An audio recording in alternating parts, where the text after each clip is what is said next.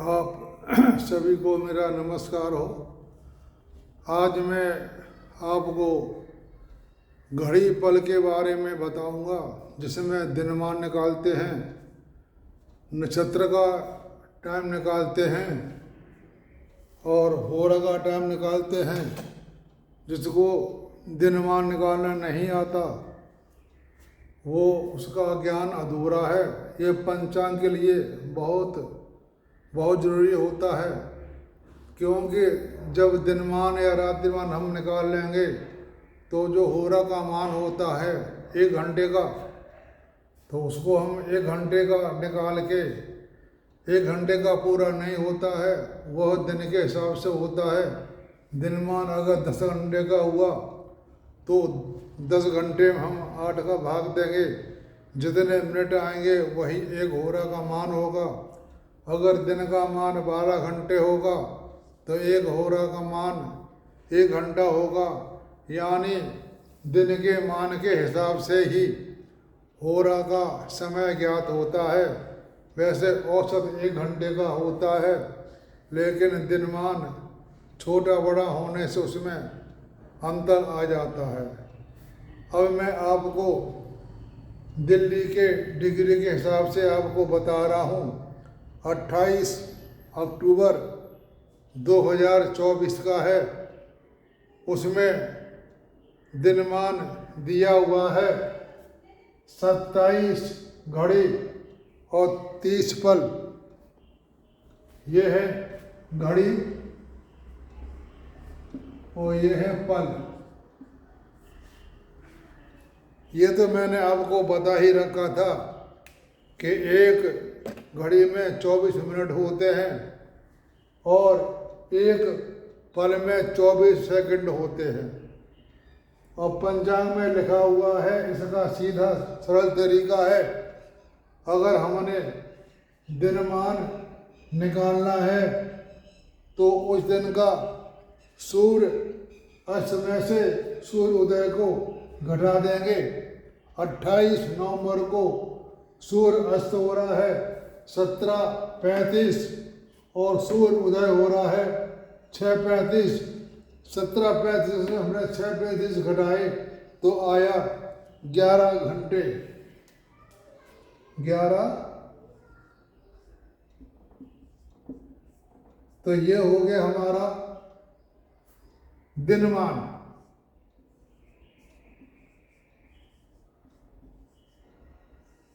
ये हो गया हमारा दिनमान। और रातिमान निकालने के लिए सूर्य उदय में से सूर्य अस्त घटा देंगे। उसमें से हमने ये घटाया, यहाँ पर 6 आया हुआ है, यहाँ की मात्रा कम है, तो हम 6 में 24 घंटे जोड़ देंगे तो 30 हो जाएगा। 30 में से हम 17 घटा देंगे तो बचेगा 13।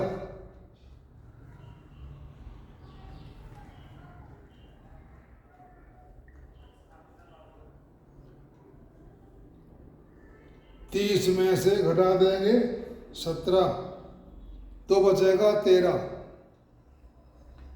ये 13 घंटे हमारा हो गया रात्रिमान। और ऐसा हम नहीं करते हैं तो एक मान निकाल लो, आप दिन का मान निकाल लो। दिन का मान हो गया हमारा 11 घंटे। हमारा दिन और रात होता है 24 घंटे का, तो 24 घंटे में से 11 घंटे घटा देंगे तो बचेंगे 13 घंटे।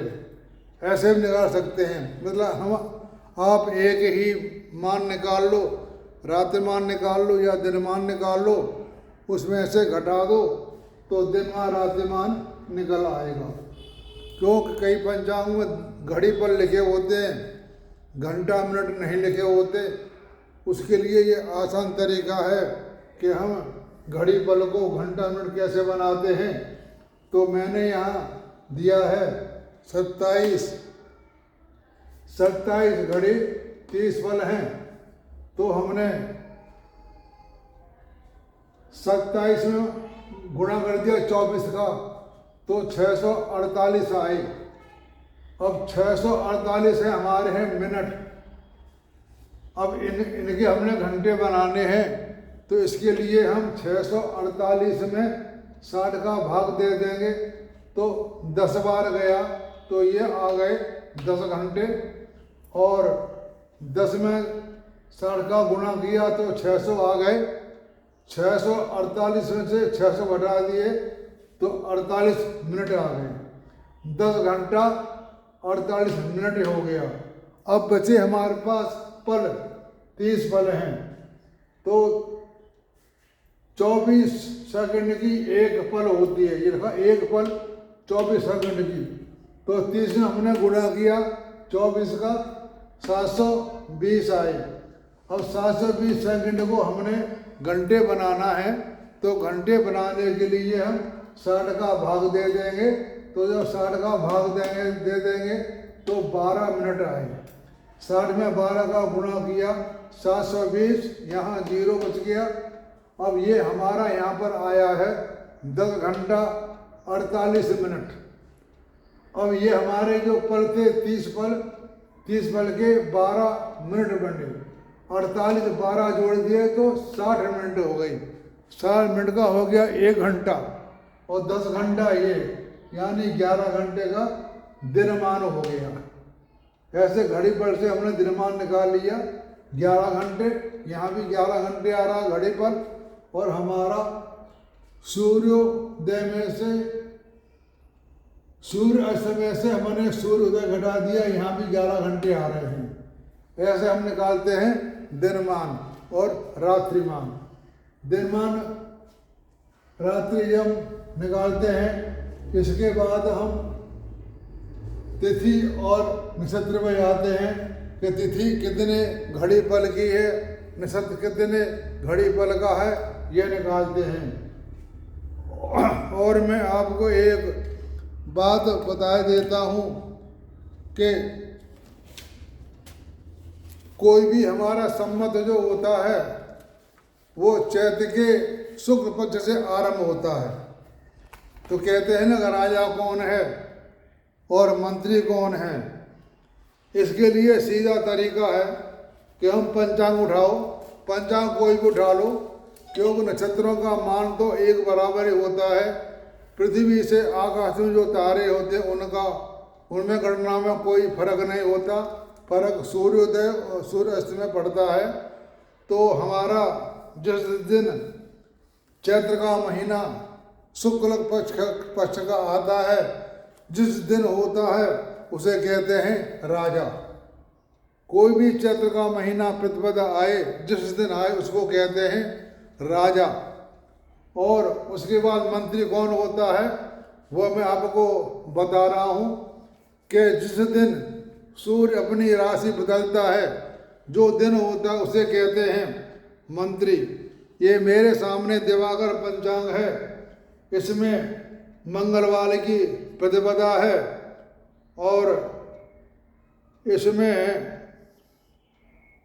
सूर्य मेष राशि में गया हुआ है 13 अप्रैल को, यानी 13 अप्रैल को वैसाखी संक्रांति, मतलब सूर्य मेष में गया है, उस दिन है शनिवार। तो ऐसे हमारा मंत्री हो गया शनि और राजा हो गए मंगल। ऐसे हर संवत का होता है। जिस दिन नवरात्र शुरू होता है चैत्र का महीने में, वो राजा होता है।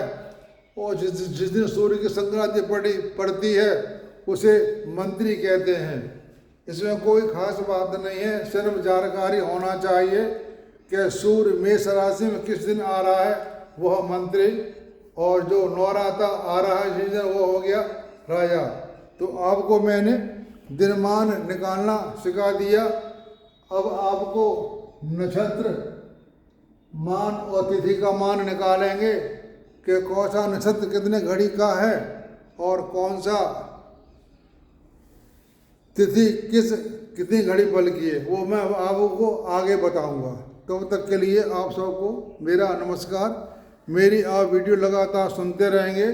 मैं पंचांग के बारे में जितना भी मुझे आता है मैं आप सबको बता दूंगा जितना मुझे आता है, क्योंकि ज्योतिष एक ऐसी विद्या है जिसका हम पार तो नहीं पा सकते, लेकिन जितना पंचांग में दिया हुआ है, जितना मुझे आता है वो मैं आपको सब बता दूंगा, बशर्ते आप मेरे चैनल को सब्सक्राइब करें, उसके बाद आप सब्सक्राइब करें और लाइक करें, तो आपके व्हाट्सएप पे मेरी जो भी वीडियो अपलोड होंगी यूट्यूब पे वो सब आपको प्राप्त हो जाएंगी।